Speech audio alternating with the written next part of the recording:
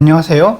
노규식의 슬기로운 부모생활 시작하겠습니다. 신청극장 오늘의 영화는 디즈니 애니메이션 뮬란입니다. 디즈니 애니메이션상 처음으로 배경이 동아시아가 되는 그런 첫 작품이었고 1998년도에 개봉된 영화로 알고 있습니다. 우리나라에서도 많은 히트를 쳤지만 외국에서도 반응이 되게 좋았고 그래서 뮬란이란 뮤지컬이 아예 정식으로 제작된 것으로도 제가 알고 있고 뮬란의 실사판 영화도 개봉이 됐었습니다. 그래서 많은 분들이 또 그 영화들을 좋아해 주시고 하셨는데 실사판 영화에 대해서는 여러 가지 얘기들이 많았어요. 이게 너무 중국 쪽 그런 걸 의식한 거 아니냐라는 얘기도 분명히 있었고요. 이 영화를 안 보신 분들을 위해서 뮬란의 줄거리를 좀 말씀드리자면 중국에 이런 서사시가 있어요. 화목란이라고 한자로 읽는 사람의 이야기 서사시를 모티프로 해서 얘기를 한 건데 이게 이제 이 흉노족이 중국의 만리장성을 침범하고 하는 요 시대에 이야기입니다. 국가에서 가부장적인 전통도 강하고 여성들의 사회적 지위가 무척 약하던 시기에 과연 이제 뮬란이라는 여성이 자기 실현을 하고 모험을 하고 하느냐 뭐 이런 이제 이야기인데 이런 거죠. 흉노족이 중국으로 침범을 한다라는 소식이 전해지자 징집령을 내립니다. 그래서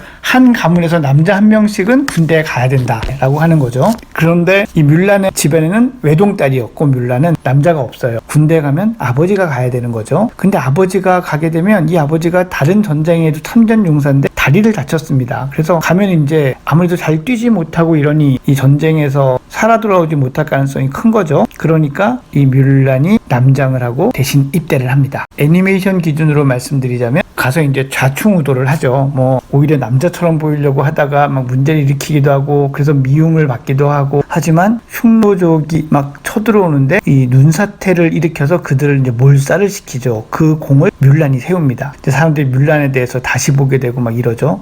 그러는 과정에서 뮬란이 여성이라는 게 밝혀져서 그 군대에서 쫓겨납니다. 아무리 공을 세웠어도 여자가 남장하고 들어온 건 있을 수 없다. 그래서 쫓겨나죠. 고향으로 돌아가는 길에 다 물리친 줄 알았던 장과 군대가 일부가 살아남아서 황궁으로 잠입한다는 사실을 알게 됩니다. 그래서 그거를 알려주러 다시 황궁에 오고 말을 하지만 믿지 않고 그 사이에 흉노족이 황제를 납치하고 이런데 그 황제를 구하는 일을 또 이 뮬란이 하는 거죠. 마지막에 뮬란이 인정을 받고 이런다라는 이제 줄거리입니다. 실사판은 뭐가 차이가 좀 난다고 생각하냐면요. 그 실사판의 뮬란은 전투적으로 너무 완벽한 여성이에요. 마치 마블 시리즈 원더우먼 보는 것 같아요. 너무 뛰어난 무술 실력과 남자에게도 지지 않는 담력 이런 것들을 가지고 있는 여성이죠. 근데 애니메이션의 뮬란은 그보다 훨씬 더 어리버리하고 때우러 들어간 거지 실제로 아무 준비가 되어 있거나 그렇지는 않습니다. 거기서 이제 좌충우돌하면서 실제로 뮬란이 성장을 해. 체력도 성장하고 근성도 성장하고 그래서 이제 인정을 받기 시작을 하는 거거든요. 그런 걸 보면은 마치 이 영화 데미 무어가 나왔던 G.I. 제인을 좀 연상하게 하는 면이 있어요. 여군 특수부대 네이비실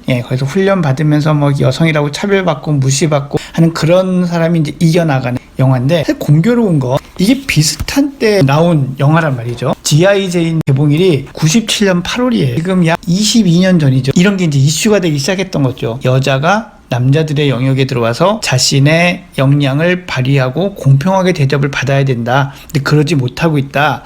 이런 얘기들이 이슈가 되는 그런 시점이었다는 것을 또 이렇게 확인할 수 있는 겁니다. 이 뮬란이라는 영화가 이런 스토리가 제작이 됐던 거고 많은 사람들이 또 보고 공감했던 거죠. 사실 뮬란을 보면은 처음부터 뿜받고 그 시대의 그 여염집 규수 현모양처가 되는 쪽하고는 좀 거리가 먼 되게 활달하고 털털한 캐릭터로 나오죠. 이 중매쟁이 매파의 눈에 들기 위해서 매파와 면접을 보는 장면이 이 애니메이션에서 나옵니다. 저는 그걸 보면서 그런 생각을 했어요. 요즘 우리 학생들하고 참 비슷하다는 생각이 들었어요. 자기 개성이나 이런 거에는 상관없이 사회에서 요구하는 공부 잘하고 말 잘 듣고 성실하고 이런 역할을 요구하고 그렇게 되기 위해서 그냥 무비판적으로 따라가는 그런 흐름에 그냥 동참해 가고 있는 그런 모습이 보이는 거예요. 씁쓸하기도 하고 사회라는 게 가지고 있는 압력에 대해서 다시 한번 생각을 해보기도 했습니다. 근데 제가 이 영화에서 정말 좋았던 부분은 뮬란 와서 나중에 활약하는 것보다 그 훈련하는 장면이 정말 좋았어요. 자기가 밤새 훈련 교관이 이샹이라는 캐릭터죠. 샹 장군 훈련 대장의 마음에 들기 위해서 인정받기 위해서 열심히 노력하거든요. 밤새 그 미션을 계속 도전해서 사실 불가능한 일인데 성장의 모습이 되게 좋아 보였어요. 사실 요즘 막 안 될 것 같으면 안 한다는 풍조가 되게 많거든요. 노오력 이런 말 있잖아요. 해서 안 될 것 같으면은 아예 하지 않는다. 이런 생각들이 되게 많은데 전 이 영화에서 그런 모습들을 보여준다는 점이 되게 좋았어요. 그리고 뮬란이 자기의 어떤 정체성에 사회적인 압력 같은 거에 거부하는 그런 모습들도 조금 불안하게 하지만 인어공주도 그렇고 알라딘의 자스민 공주도 그렇죠. 규범적인 거에서 일탈하는 건 늘 어렵거든요. 그런데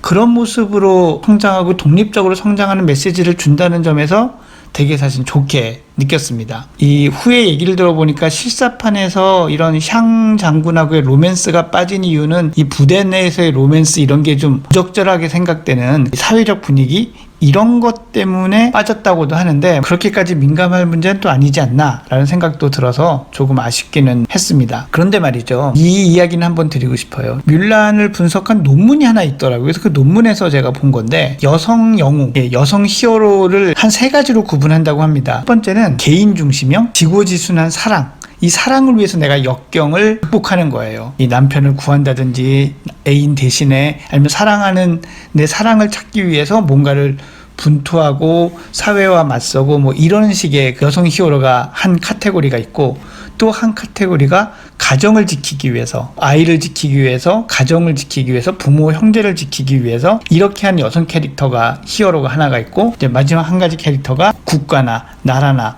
어떤 큰 도덕적 가치를 지키기 위해서 싸우는 이렇게 3가지 형태로 나눈다고 합니다. 생각해보면 이 뮬란은 전형적인 가정지향적 영웅이죠. 아버지를 대신해서 군에 입대하고 그리고 돌아와서 가정이 행복해집니다. 뮬란이 황제로부터 인정받고 돌아오면서 조상 신들이 기뻐하고 이러는 장면이 나와요. 뮬란의 여성 히어로의 모습은 이 가정지향적인 이것도 보면 나쁘게 보면은 결국 여성이 가정을 잘 돌봐야 된다라는 가치를 담고 있는 거거든요. 어떻게 생각하면 그렇게 가치를 좀 제한을 하는 거죠. 그러면은 좀 아쉬움이 있지만 또 어떻게 생각하면 모든 여자가 잔다르크여야 되고 나라를 구하는 열사여야 되고 이런 거는 아니니까 또 그 역시도 너무 그렇게 생각할 건 없겠다라는 생각이 좀 들기는 합니다. 뮬란에 대한 제 생각은 실사판보다는 애니판이 훨씬 낫다. 이 뮬란의 성장 스토리가 훨씬 더 좋다. 그리고 아쉬운 점은 가정지향적인 히어로를 그렸다는 데서는 조금 아쉬움이 있다. 이렇게 한번 정리해 볼 수